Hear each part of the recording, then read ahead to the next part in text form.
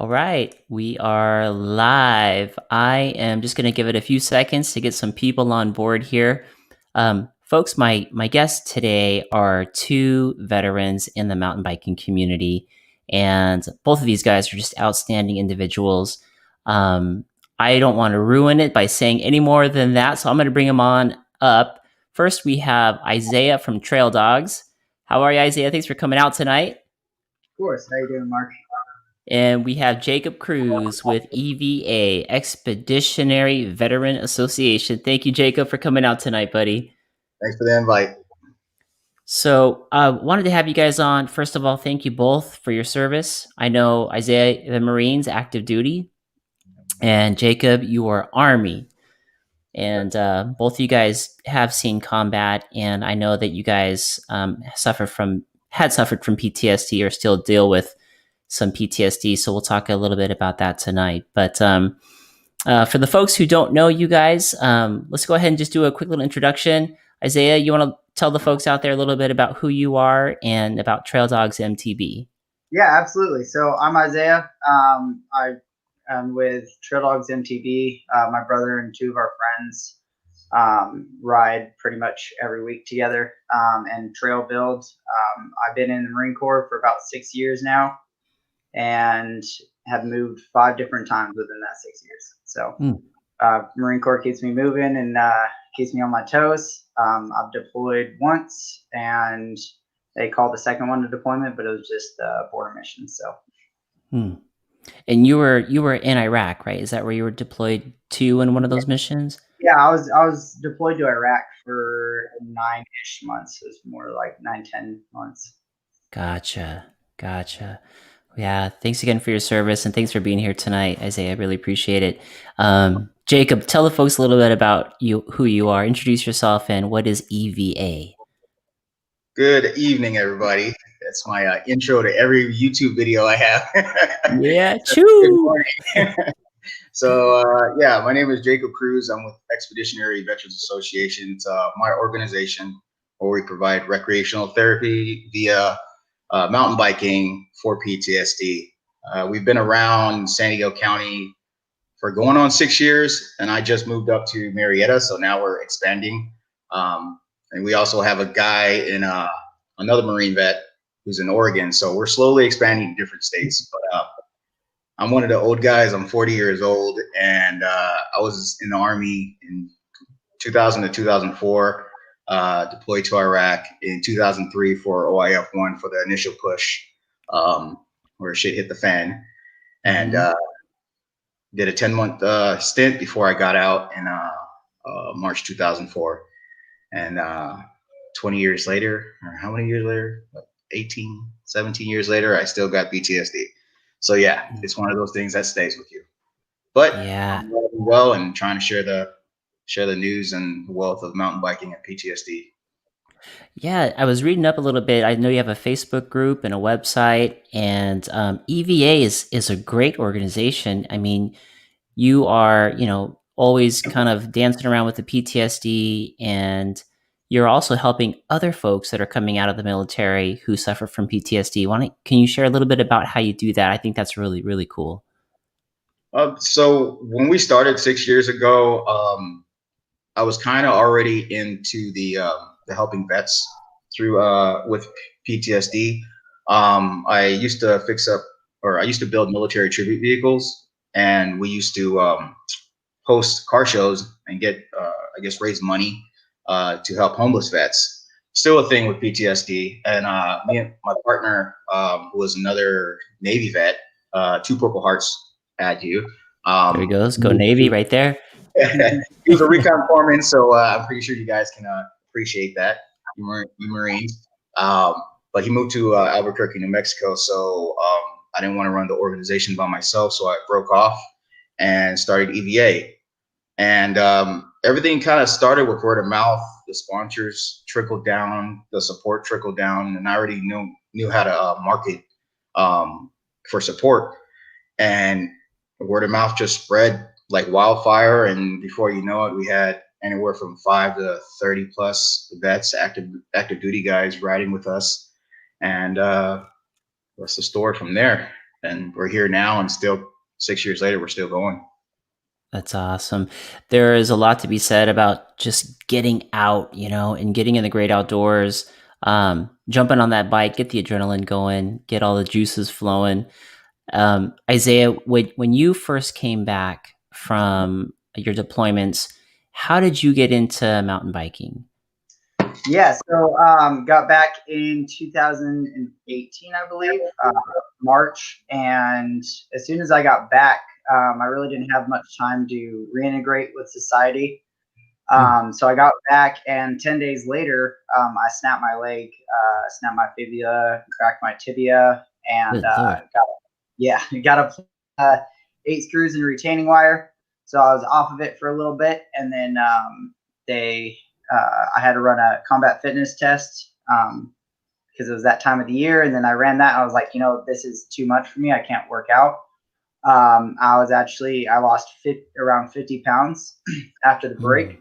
So I was just getting down and just like unmotivated. And we moved back to Yuma, Arizona at that time. And I was just like, I don't know what to do. I can't work out. I can't run. I can't lift weights. Like, I'm basically on a little scooter riding around.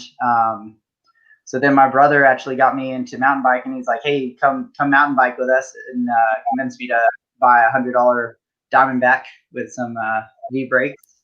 Nice. And, so I was hitting the trails with that, and then I realized quickly that it was helping the anxiety. And I didn't know what it was at that point. I just knew that it was making me feel better. It was making me be able to think. And then further on down the road, I started upgraded to a giant Talon, then Stance, then Trance. And it just went up from there. Started riding probably about every day. And so it started helping a lot. And back then, I didn't know what PTSD was, and I knew it had a word, but I didn't know the meaning fully. Mm-hmm. And I just started getting panic attacks a lot, and I thought that there was something wrong with my heart because shortly after I broke my leg, I had a Tylenol allergy, so I broke out all over my body. So I was like, okay, well, probably that, probably something going wrong with me, and then ended up going to the hospital probably about 8 times, 8 different times, just going there like, hey, something's wrong with my heart and I don't know what it is. It feels like it's going to explode or like stop. So eventually somebody sat me down and was like, hey, like, talk to me through what you're feeling. Like, where did this start? Like, did it just start randomly? I was like, well, this. And they're like, well, okay, let's explore that. And then they sent me to a psychologist, and that's when they put more of a label on it because I knew what I felt, but I didn't know what it was, so I couldn't help it at all. Wow. So they then diagnosed me with chronic PTSD and severe anxiety. Wow. So, when you were diagnosed with that, was that something that was kind of a welcome diagnosis, or was that how did you feel? I didn't like it. For a lot of reasons. There was a big stigma with like PTSD. It's not really talked about in the military that much. It's talked about of like the extreme cases of like, well, this person went out and did this because of PTSD, and not the other part of like, well, they just shut down in public scenarios, and they act this way or just can't function because of it. So the stigma for me was like, well, I'm not going to go out and do anything because of this. Like, I'm not going to be harmful to society. And that's the stigma around all the movies that have PTSD, or majority of the movies that have PTSD. It's all bad.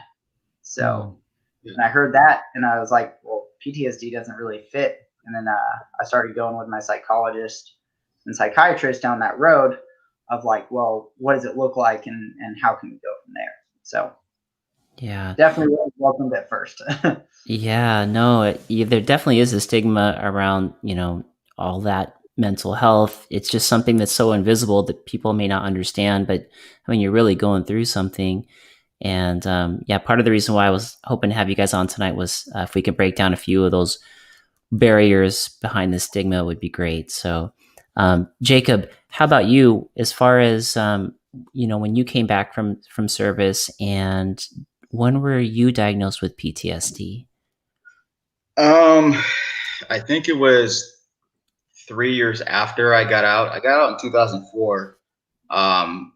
In 2003 is when like I said, I was in Iraq, the initial push, and it took a while, getting in trouble with the job I had at the time, to kind of figure out, hey, there's something not clicking with me.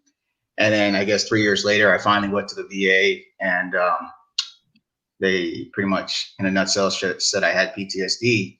It's one of those things where, as a vet, there's something wrong with you, but you don't want to address the situation because how the public sees you. And at the time, I considered myself like Dr. Jekyll, Mr. Hyde, or like the Hulk. You all of a sudden you like change faces real quick. You never, with PTSD and the treatment that the VA provided, that in between is what I was missing. The in between treatment. So, not to go extreme, but the public they know more about veterans killing themselves and suicide by cop, and you hear the bad. You never hear anything before then, like the recovery process. And for me, a lot of people say, "Oh, it's one of those things. It's just a disease. It can be cured." This thing sticks with you forever. It's just how you deal with it. And mountain biking helped a lot. And I used to mountain bike when I was in high school. My father and I, my father, he's also a 100% disabled Marine. Oh, wow. Yeah, he did his training. Yeah, happy birthday. I'm one of those guys. I could have been him, I'm the delinquent child, Marine. But I went to the Army, and I stopped mountain biking. He was a roadie, I guess you call him. So him and I used to do it a lot in Hawaii, and then I stopped for a very long time and picked it up. I would say about 6 years ago when I started EVA. I started mountain biking because of my job at the time, and then it just clicked, like, okay, this is good treatment. So now my wife, she's like, she knows Sundays are my days. She will not mess with me, or any other day that I'm off. She's like, yo, you need to go. So when she sees me turn Mr. Hyde, she's like, go ride your bike, go do something. So yeah, it's, I would say it's a gateway drug. That's a good way to put it. Where'd all my money go? I feel great. A legal gateway drug. Yeah. And folks, if you're looking at this on the YouTube broadcast, you can see all the bikes there behind Jacob. That's a lot of bikes and tires, but there's a lot of heart behind those bikes. Jacob was telling Isaiah and I backstage that he actually, those aren't always all just for him. Part of the thing that EVA does is they catch veterans that may be suffering from PTSD. Maybe they don't know it, or maybe they do. And Jacob and his crew gets them outside, gets them outdoors. And a lot of times these guys don't have a bike. So Jacob loans one of those bikes back there and gets them on the bikes, gets them out on the trails, and gets them hooked. Jacob, what were you saying? Since you started this, you probably have taken, was it almost 200 folks out? Or yeah, it's by my numbers, it's 176, give or take 5. Since for the past 6 years. A lot of the newer guys don't know any of the older guys because, like I said, it's just to get these guys starting. And then whether they want to come ride with us every Sunday or every Saturday, that's on them. But the whole point is to give them that outlet. So once they have that outlet, then, sky's the limit. Go explore on your own. But that's the whole purpose. So they find something they can enjoy, and something they can be able to clear their mind about. Yeah. No, that's great that you do that. It's funny that when you guys find mountain biking, or anybody, when they find mountain biking and it's just you and the bike and the trail, there really is, I don't know if it's a cleansing or if it's like a meditation, but there's something about pedaling and the rhythm and the sound of your voice and the sound of the tires that's just so therapeutic. And being outside, Yeah. and the camaraderie. I've seen on social media when EVA shows up to a spot, man, you guys roll deep. that's pretty awesome. That's very cool. We might get some COVID complaints too. Yeah. Inside joke. Haley Bernstein says, "Thank you, Jacob, for sharing your vulnerability with us. Breaking down stigmas and building each other up is always and will always be honorable." That's awesome. Thank you, man.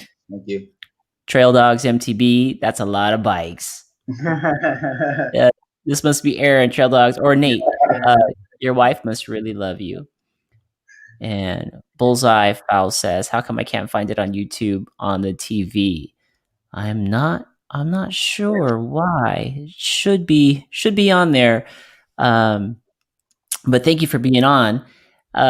So talking a little bit more about the PTSD. So, you guys have been dealing with PTSD for a while. Can you kind of educate us a little bit? We've heard it. Obviously, we've heard the extreme stories and things like that, but, help us understand what it is, because from what I understand, it could be a traumatic event, like a car accident. It could be something that you experienced in the military. Maybe you were abused as a child by a family member or something like that. But, what is this thing? Yeah, who's right? Yeah. It's such a broad explanation. It's very different for each person, but I can almost guarantee anybody who's ever been in the shits, under fire in Iraq, in hostile territory, where you had to protect yourself and others, we're all on the same mindset on that. For me, briefly, I've been in 3 shootouts in Iraq. One big one that pretty much hit the fan. One of my buddies also, he crashed doing a transport. That one hit home because he was also he was a good friend of mine from Hawaii, and he was probably the closest friend I had when I was in Iraq. He was a senior NCO, so me being a Bucky 4, going to a senior NCO's tent just to eat and chill and cuss and shoot the shit the whole time, that hit home. And then because my job was field artillery, so of course everything we shot out, as soon as we went forward, we seen the devastation of what we did. That was dead bodies, to people crying, to buildings still burning, broken up. So for me, it took a long time to kind of cope with it, even after I got out, because there's things called flashbacks. I still get them. There's the reason why I don't like driving at night. The same thing across the board, loud impact kind of shooting. I don't even know how to explain it. Just loud sounds, just quick, rapid fire kind of different sounds that are unusual to yourself, that'll make you like think twice and be really nervous. But for me, I'm still numb, not as numb as I used to be when I got out, but with the treatment that the VA provided, I have feelings now, so to say. I hate to make it sound so bad, but now I can smile. Now I can actually talk to people. I'm still nervous around groups. I'm still nervous about driving, going under overpasses, objects on the side of the road, strange people. And I hate to be that person, but people of Arabic descent, it still trips me out. It's one of those things. Even my wife, when somebody from Arabic descent comes into the building, she's like, she makes sure she looks at me and makes sure I'm okay with the situation. And now I can say I'm okay, But before, I was just like, I would check out real quick, meaning I can't be in that area. So it took a lot to get used to, I guess, civilian life and how it wasn't a threat like being back overseas was. Do they give you guys a little bit of time when you guys come back, or is, I mean, I don't know how any of that works. For the military, you get 2.5 days a month, and so the 9 months you're over there, obviously you can't use them. So you use them afterwards, and it's up to the command discretion. It's not like, all right, have a month off or whatever. It's more of like, all right, you earned this amount of time, go take your combat leave. Okay, gotcha. So not a whole bunch of transition to get back and acclimated to civilian life. No. That's especially after seeing a bunch of those things. And I was reading with PTSD, you know, a lot of that. There's the trauma of the events, then there's like the guilt from what may have happened there. Then there's all kinds of triggers, you know. I was reading that some people, when they go into restaurants, they actually have to go in and sit with their back against the back wall so they can see everybody coming in and out. Yeah, that's a lot of heavy stuff. And Isaiah, same with you, similar type of feelings with things, or? Yeah, obviously there's a lot of different stuff, like drones are implemented now into a lot of the warfare. So drones, even as soon as I got back, it was like a different thing. I was like, I hear it, and I know it's not like here to attack, but it's still that sound, and it's sound, it's feelings, it's there's a good book called Left of Bang, and it explains like the feeling you get that you know something's going to happen. That also causes just anxiety in situations as well as if somebody like grabs you like fast and you don't know they're back there. It's just different things that cause it. A lot of different triggers that kind of can send you guys back to a certain time or a feeling, or at what point. So maybe this is more for you, Jacob. I know Isaiah was able to get in and seek some help with a psychiatrist, psychologist. Were you at a point too where they had decided, or did you seek somebody? And if you did, was there a stigma that you had to overcome to see a professional? So once the VA pretty much told me I had PTSD and it was addressed, it took a while for me personally to, accept that. They do set you up. They do their best to set you up with different therapy groups or therapy sessions. Okay. For me, everybody's different because I just like one-on-one sessions with my therapist. But even then, their whole job is to dig into your brain to see what triggers you, so they can assist you and figure out how to help you in different avenues of your treatment. And that's the hardest part, because some of us, and I still haven't fully opened up about everything to my therapist, because there's that tick as soon as they ask a certain thing about a certain event, you can't talk about it, and you start breaking down, you start crying, and it's one of those things. It's either you do or you don't, and that's why I say it's a long process. Even if you can recover from it, if it's even doable to even speak about it.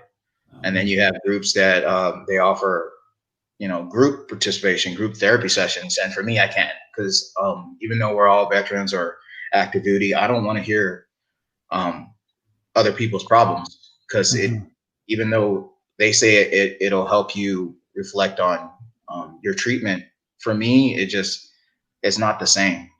Like, different jobs in different scenarios in the military aren't always going to be the same. And so trying to relate to somebody else's problems is harder to listen to them than it is trying to actually express yourself to the therapist. So for me, it's always a one-on-one session. Yeah. I mean, that makes sense, especially if they're in the same branch, but maybe had a different job. So it's really hard to relate because it's hard to put yourself in the same shoes. That makes total sense. Yeah, and I would say even like even civilians or like people that don't understand the same thing, they're like, "Oh yeah, I have anxiety too," or "Oh yeah, I think I have PTSD as well," and it's like it's not the same. Like he was saying, it's not the same.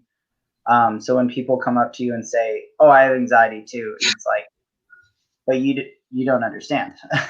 It's not the same. Yeah. Yeah.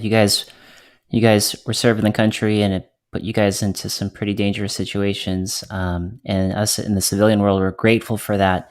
It'll be hard for us to ever understand what that was like. Speaking of, here's from the civilian world here. Haley says, as a military wife, I know how it is to do our best to be supportive and loving to our husbands who have done their duty. You don't do it for our thanks, but you will always have our utmost respect. That's a good one. Yeah. Lewis Aragon says, in the latest EVA videos, Jacob seems to be riding an electric bike. Does he have an impediment with his legs? Way to break the ice there, Mr. Lewis. That was great. Jacob, you want to take that one? Luis has been giving me crap since I got my e-bike. Okay, so here's the thing. Being the leader of the group, I would say it's beneficial, but it sucks always trying to exert your full energy to stay in front of the freaking group the whole time since you're the trail guide. And then you look like an idiot when you're falling back. And my excuse is, hey, no man left behind. But at the same time, I'm like, shit, I gotta, catch my breath, and I got cramps and everything hurts. So yeah, when Isaiah and the Trail Dogs hosted Hold the Crooks, is the first day I brought out my e-bike, and everyone's like, what the fuck, are you serious? I'm like, yeah, I'm dead serious. I get injections in my knees and my back, and my shoulders are jacked up, and like, yeah, it's not happening. I'm done. My body is like totally done. So ever since that day, everybody's been giving me shit, and when I pass them, they're like, fuck you, Jacob. I'm like, I don't know what to tell you. Hey, drive on. Get you an e-bike, and you'll see the fun of it. But I'm jealous of that one. Yeah, that's funny. Bullseye Foul says, "Don't get jelly, Luis." Aaron McElderry says, "I appreciate you and thank you for allowing me to join your group rides." You're welcome. We got here we go. Aaron, all is forgiven with the toe strap. So on the toe strap thing, I don't think that was any better, because we had a brand new EVA guy come out with us. I think he's been on like 3 rides, and this was his 3rd one in. I forgot that, even though you're pulling that person, his pedal still gotta go. And while I'm gunning it, he's still trying to keep up with his legs, and like halfway up the hill, he's like, no, I'm good, man. I'll pedal the rest of the way. So I'm like, oh, yeah, throw that. Damn if you do, damn if you don't. Right? Can't keep them all happy. At least he's happy for a little while. You guys are making some great impact. Here we go. Dirtchurner, not privileged, says, riding with Jacob is a good thing. I thank him for inviting me. That's great. That's great. That's funny. So, okay, so you guys do group rides pretty much every weekend. Is it common for EVA and Trail Dogs to do them together, or has it just been kind of happening here recently? We've been like 3 rides together already. Yeah, 3. Yeah. So the thing with EVA is, like I said, I originally was living in San Diego for 9 years, and most of our rides were in San Diego County. Up until like 2 years ago, maybe 3, we started doing every other week, an in-county or out-of-county. So when we did our out-of-county rides, Isaiah and his group were able to do a trail guide for their trails up here. So it's worked out, since he knows, he's from up here, Riverside area, so he knows a lot of the trails up here. So yeah, every other week we'll do an in-county, San Diego in-county ride, and the opposing week will be an out-of-county. So it could be anywhere from freaking Marietta to Mount Wilson up north, San Bernardino area. So, yeah. Yeah, that is great. And the more impact you guys have, the more ground you cover. You're gonna meet so many more people along the way. I know you had taken about 176 vets out on the bike, but as far as the group EVA, how big has it grown in the last 6 years? I'm not a statistician, but I mean, I play everything by word of mouth and what I see coming on the trail. I get a lot of emails from guys even across the nation on the other side asking like how can they be involved or because I have a lot of sponsors, and it helps a lot to get these guys so they're not spending a lot of money on trying to get a bike. So I just hear it through social media. Friends that ride with me, hey, so and so, I just met this guy. Hey, he's a vet or he's an active duty, and he wants to start mountain biking because he's seen he's seen me hashtag him on any one of our IG or Facebook postings, and then it just continues to trickle. So I never keep numbers. I just know that every weekend somebody's going to show up. Sometimes it's never going to be the same person because not everybody has Saturdays or Sundays off. Mm-hmm. So by fluke, I might have a midday or mid-weekday off, and that person who can't come on the weekends ends up coming for like a 2 or 3 person ride in the middle of the week. So it's just continuous. This past weekend I was in the hospital, so I wasn't able to host a ride, but the guys down in San Diego, there was a whole bunch of them that went riding anyways. So it's self-reliance. It can, these guys, they seen the trails that I ride, and I do on my off days, I'll go explore different trails that I've never ridden just for future EVA rides. And these guys have a running joke, like, how in the hell do you know all these freaking trails? I'm like, do you even work? I'm like, yeah, I work, but on my days off, I'm not gonna stay home. So I go explore. So these guys, if I'm not able to ride or host a ride, at least they know their local trails is there. They never knew about it before. And even the trail dog guys, I mean, these guys ride damn near all throughout the week. So they can always pick them up, and there's always something going on in Riverside or wherever they're riding. Yeah, those boys are real active. It's always great to see them too. You see it on social media. It's just like, oh man, I gotta get on the bike. I gotta get. They're always motivating. And EVA is. Say that again, Isaiah. Oh yeah, there's always new trails, and there's always places we haven't explored, and even us as trail dogs, we've been digging up trails too, and making jump lines and making different trails to just get out there and make it exactly how we envision it. So it's good. There's always new trails. Yeah, that's really good. Our Bullseye Fowl says, I'm getting one next. Jacob picks the best rides all over SD and abroad. I wouldn't have seen half of the trails I've seen without his great planning. So there you go. You're welcome. Dirtchurner, not privileged, says, Jacob, be glad to clinic you getting air.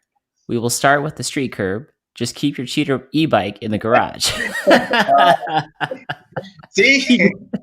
Getting a lot of love on that e-bike there, Jacob. So Dirtchurner, he works with me.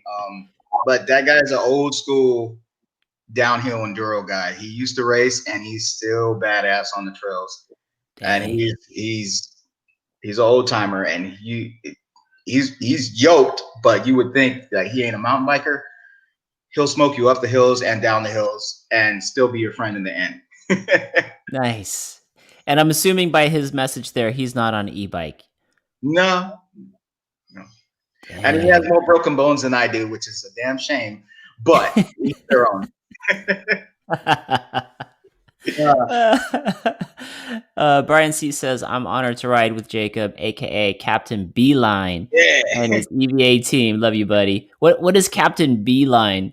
There's got to be a story behind it. Means you're gonna jump everything. Beeline is you're like, nah, fuck that, and go around it. Okay.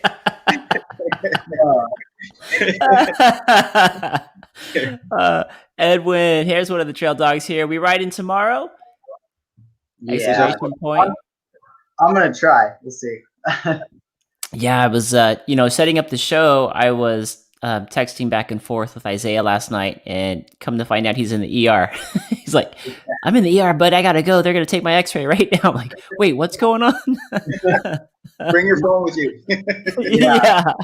Yeah. And then the video was released later. The one-hander on that jump. Yeah, I just didn't.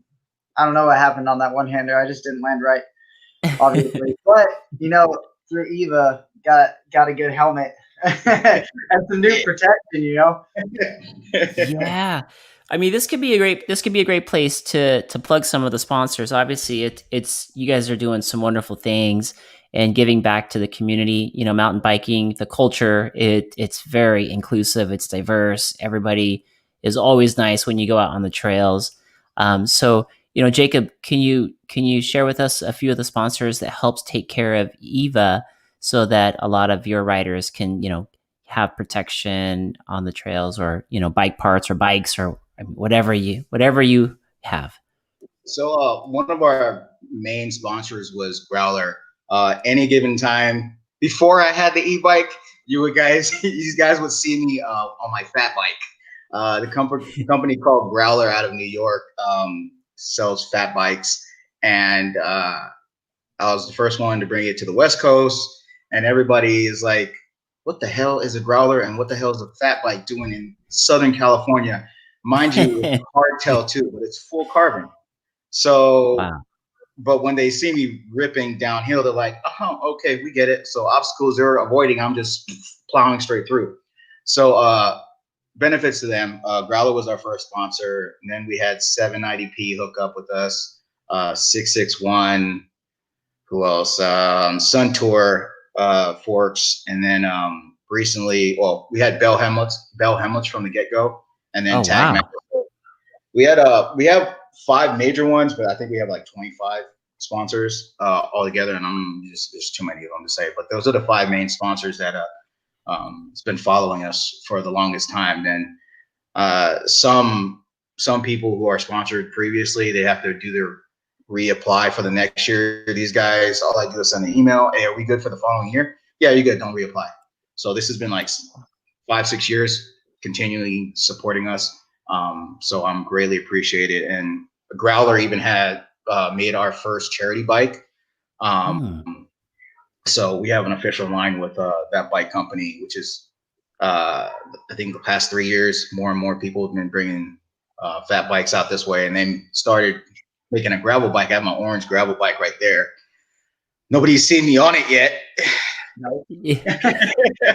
Not yet. Where is it? Where is it behind you? Is it the one hanging on the wall, the orange one right there? Orange one. So nice. Yeah, they just started making gravel bikes, and I've got like 5 guys in California already riding the gravel, and they love it. I love it too when I get the time, but yeah, none of these guys have seen me on the gravel bike yet. Probably won't. Yeah, they're one of our biggest sponsors, and I appreciate them helping us out.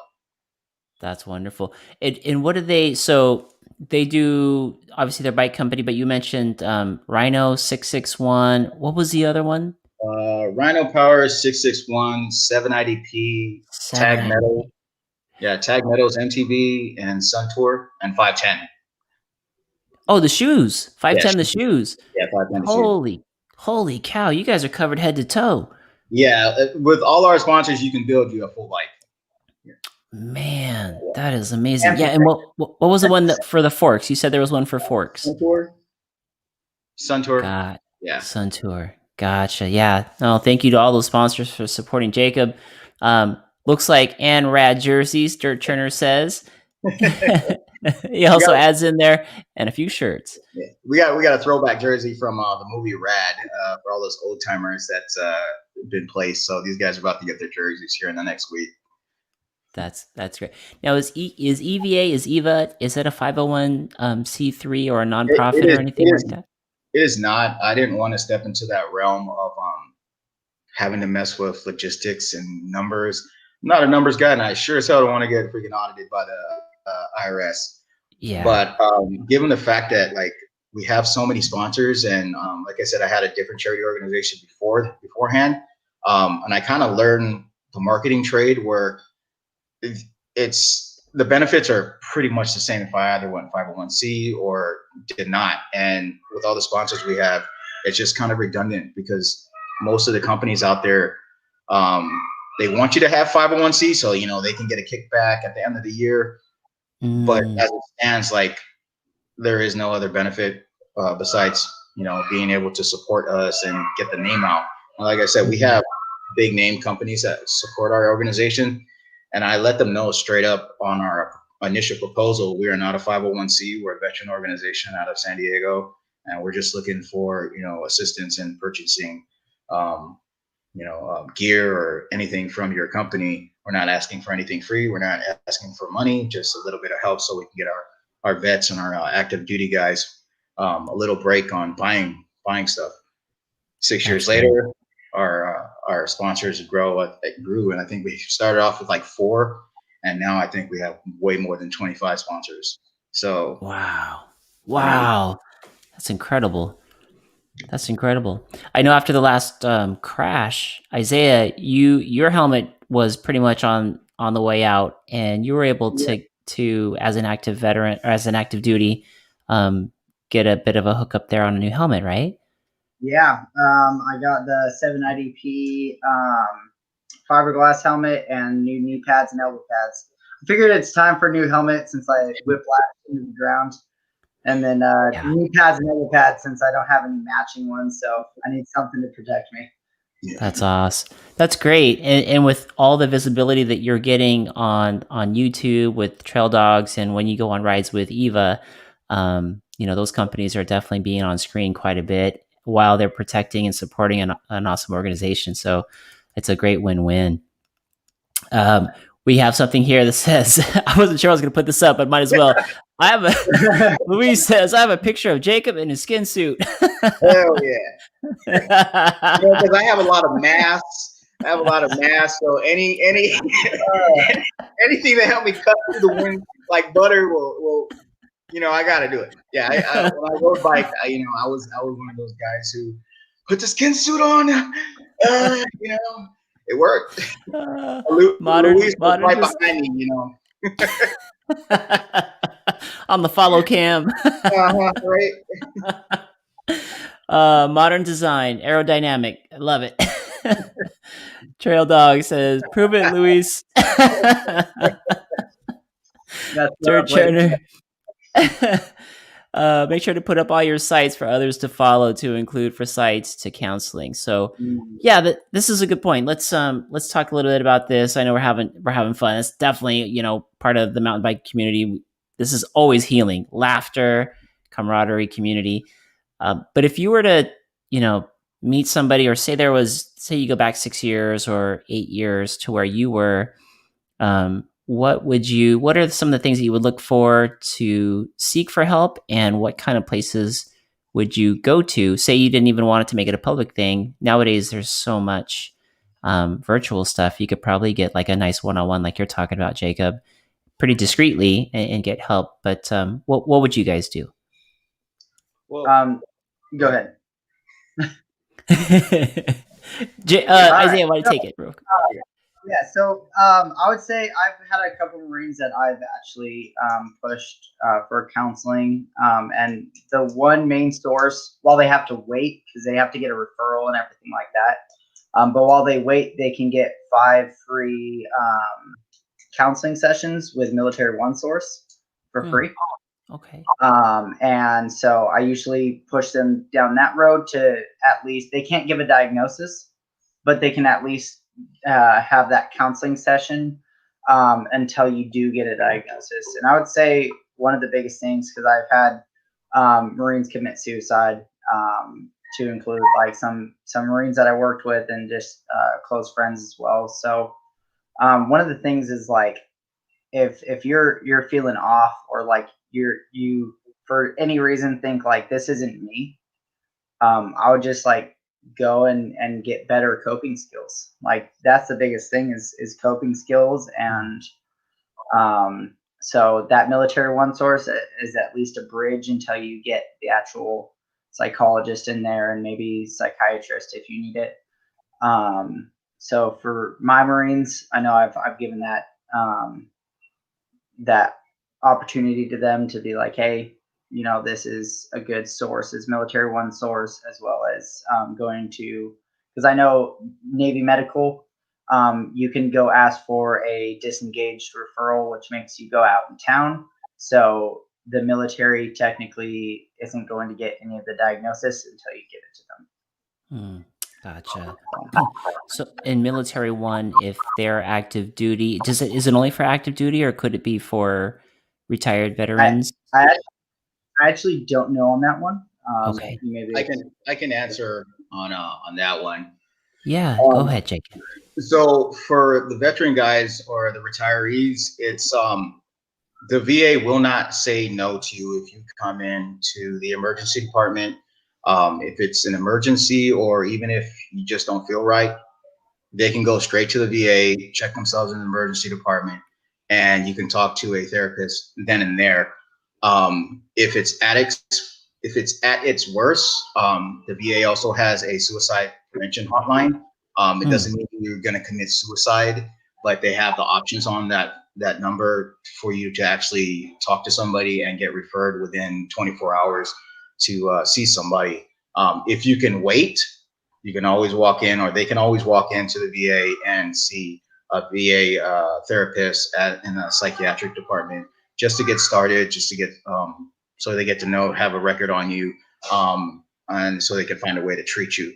So where there's a will, there's a way. You're not gonna, especially for us veterans, you're not gonna have no information, that you're just gonna be lost in the sauce. There's always gonna be information, and that's some of the best information I can tell you is just go straight to the VA website, va.gov, and their face page or the face page on the website, they're gonna have a section for PTSD hotline. So and they put that in bright red numbers and letters, so you can actually call them. So I mean, if need be, I mean, even if it's worst case scenario where you have no phone, or not have phone, but you can't get a hold of anybody, you can't go to the VA. I've had a couple people dial straight up 911 and tell the police officers you don't feel right, and it just goes from there. They'll check you into a psychiatric unit where you can actually talk to a therapist, and then there's a will, there's a way. Yeah, no, that's great. There's definitely a lot of resources out there, and I think I saw one too. Was something like www.ptsd.va.gov, perhaps. And doing something like that, that's not gonna, if you're active duty, that doesn't affect your career in the military, right? It's just part of your benefits to go get checked out. I just want to speak on that too, because I thought the same thing. I was like, well, if I have PTSD, they're going to kick me out. And that was before I reenlisted. So I was like, well, this is going to affect my reenlistment. I'm not going to be able to stay in for the whole 20 years or whatever they'll let me stay in for. But I thought that for a long time, and I just wanted to add that as well. Nothing has changed at all. The only thing that's changed is the benefits I've been able to have. So going to psychologists and psychiatrists, they gave me a year referral for free for both a psychiatrist, which is the pills and the medicine, and then the psychologist, which is the counseling. And I had both of those and all the medicine that I got for free while active duty. So and the only stuff that's on my record is the stuff that if you go out in town, of course, you're going on base, it'll get in your record, and they're not going to affect your military career in any way. And when you go out in town, you have to bring the paperwork into a medical officer to get it put into your system. Gotcha. If not, the only things that will be in there is the medicine, because they have to be tracking what medicine you're on for your analysis, like the piss test. Got it. No, that's great information, you guys. And then as far as doing that, I mean, once you went to seek professional help, I mean, no big deal, right? It wasn't that crazy stigma that people, for whatever reason, may not want to seek help. It was just kind of just one of those things you just go do. Yeah, from actually going to the VA, I mean, when it first started, I thought that I was the only one. It would be weird for somebody of, like me to just go into a hospital and be like, hey, I'm not feeling okay. Something's not right. But then you notice, there's other veterans there for the same reason. And then, a lot of times you catch a talk with them and, they've been in the same shit or different shit. But they're all there for the same reason. So it's nothing embarrassing to be checked in for your health. That's what it is. I mean, like I said, worst case scenario, you don't talk to anybody. You're by yourself and you don't get that treatment. And then, you do something that can end your life. And that's not what we want to do.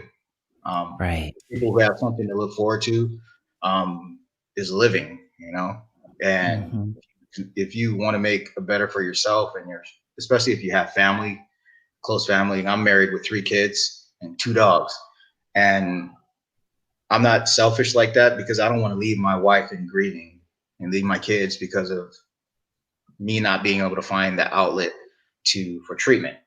So go to the VA, get that treatment that you need. Even active duty guys, go to the hospital, get that treatment. It's there for a reason, to help you. The longer you go, I would say it gets better, but every person is different. It could be a lifetime of just learning, or it can be quick and done, but you don't know until you actually go. Man, preach it. It's really powerful. Absolutely. Yeah. And there's so many resources and it's there. And these professionals, that's what they, have gone to school for. That's what they've trained for the moment that you either pick up the phone or the moment you walk in. That's excellent, you guys. A couple more comments here. Can Trail Dogs get some sponsor hookup? Edwin Granado says. Well, actually, we have one through myself, but yeah, just a small sponsor that I got through one of their open sponsorships that they had a year ago. But and Trail Dogs just needs to reach out to somebody. Yeah, I know. No, we'll get that. I'm not selfish. I'm like, just because you don't ride with us every weekend, I'm not going to hook you up. Come on, man. I'm not a dick like that. Jeez.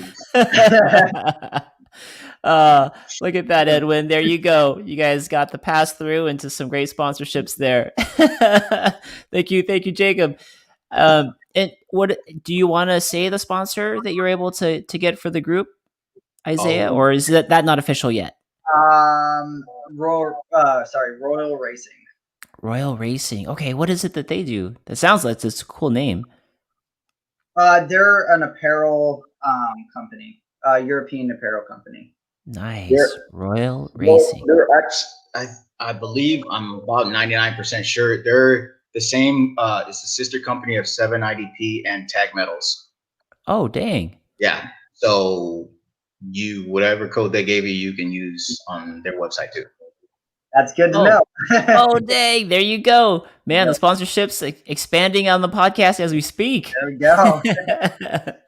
Haley Bernstein says, those military paychecks appreciate all the work you've done to have such a great list of sponsors. That's awesome. Trail Dogs. How much that costs. Trail Dogs. Aaron says, I didn't hit my head. This must have been referring to the video. Edwin with the long Isaiah on there. Bullseye Fowl says, I don't know if that's a good thing, Luis. They're going back to the old skin suit there. Luis wears Lycra. Was it Lycras? Is that what it's called? Lycra. Yeah, Lycra. And we all every time wearing Lycras. How you a mountain biker and wear Lycra the whole damn time? Oh, I digress. Dirtchurner says Jacob needs as much aerodynamics and his Apple physique can offer. I work very hard on it too. How'd you do that, Isaiah? Here you are. You punched it in. Here's the number. That's wow. Multitasking. Here we go. This is the 1-800 number for the suicide prevention hotline that the boys just mentioned a little bit ago. If you are wanting to call, this number is 1-800 1-800-273-8255, 1-800-273-8255, and that could be a step in the right direction for you. So no shame on it. It's totally free. It's right there for you. Eric Alexion, double thumbs up. Trail dogs, we have to break the stigmatisms of mental health. You're not alone. Yeah, that's so true. Like you said, Jacob, when you walked in, you realized, you're not the only one. And I think anxiety and depression, if I'm not mistaken, I think it affects 1 out of every 4 Americans even. So, it's hard when you first go through something like that. You feel like you're alone, but you're not alone, and there's a lot of good resources for you. Dirtchurner says, my wife coming to a specific program with me was a profound strength in our marriage, making our bond stronger. Wow, that's very cool. Very cool. Thanks, Dirtchurner, for pointing that out. The VA does have marriage counseling as well.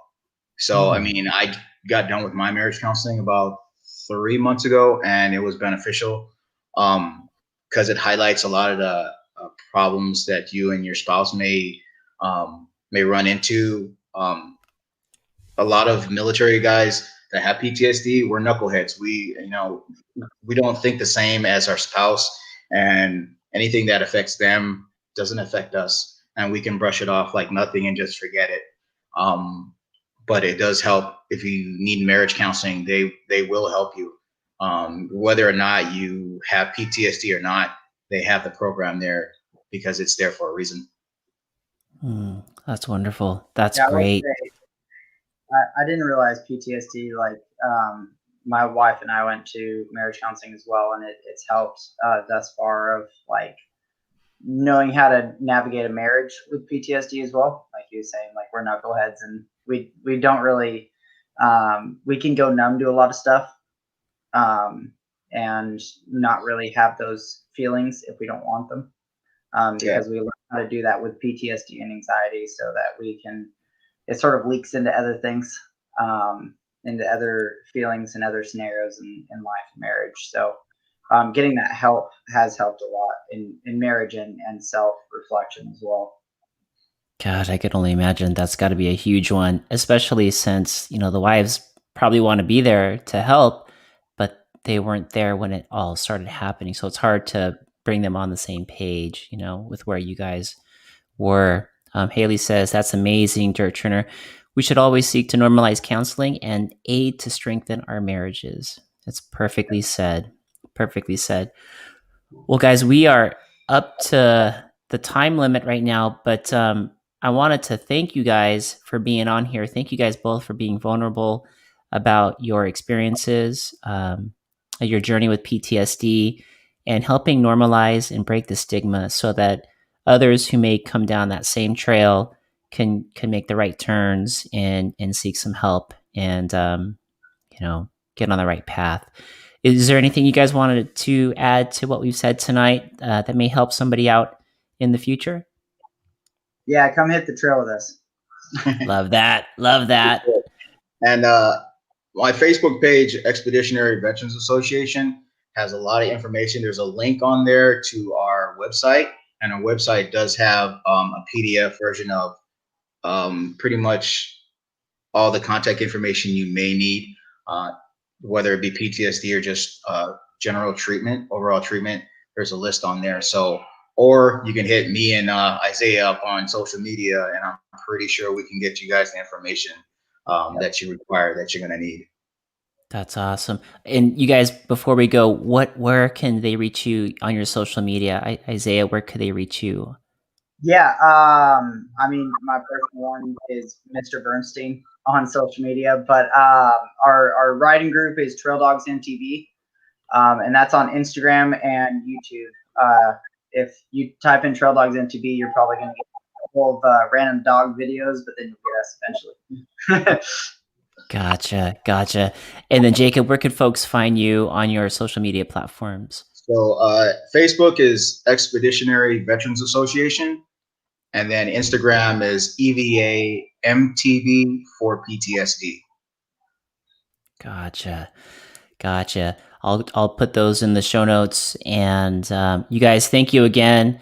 Thank you very much for all of your service. Really appreciate it. Happy Veterans Day early. You guys are studs on the trail and off the trail. Thank you for being such great stewards for PTSD and mountain biking and great leaders in that era. So thank you guys so much.